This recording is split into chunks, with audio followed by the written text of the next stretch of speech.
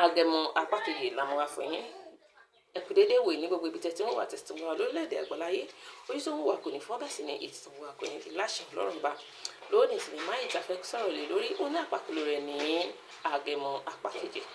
Fáfàní gbogbo ẹni tẹ̀sẹ̀ ní YouTube channel fún wa àkọ́kọ́ ẹ jọ̀wọ́ ẹ like, share, ẹ subscribe. Má ṣe gbogbo láti sàkópa ẹgbẹ̀rẹ̀ kó bá lè ta yín lólobó nígbà tí àwọn sinimá aládé sinimá olóyin bá kọ́ bí sinimá ọ̀rẹ́ yẹn sinimá òtàkìtì mìíràn bá jáde. Gẹ́gẹ́ bẹ́ẹ̀ ṣe mọ̀ pé lórí ìkànnì YouTube channel wa yìí máa sọ̀rọ̀ lórí àwọn sinimá ètò jáde lọ́jọ́ tó ti pẹ́ àti tó ṣẹ̀ jáde, pàápàá jùlọ àwọn sinimá ètò ní apá kìíní, apá kejì àti apá kẹta àti bẹ́ẹ̀ bẹ́ẹ̀ lọ. A máa sọ̀rọ̀ lórí wọn.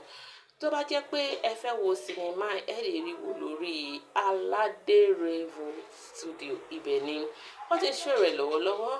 Fáfàní gbogbo ẹ̀yin tí ẹ fẹ́ wò níyẹn, fáfàní gbogbo ẹ̀yin tẹ́ ẹ fẹ́ wo apá kejì rẹ̀, ẹ subscribe sórí YouTube channel wa kó ba lè ta yín lólobó nígbà tí apá kejì sinimá ìbá jáde.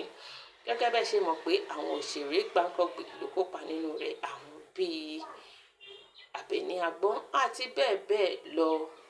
Ẹ má ṣe gbàgbé láti like, láti comment sórí YouTube channel wa.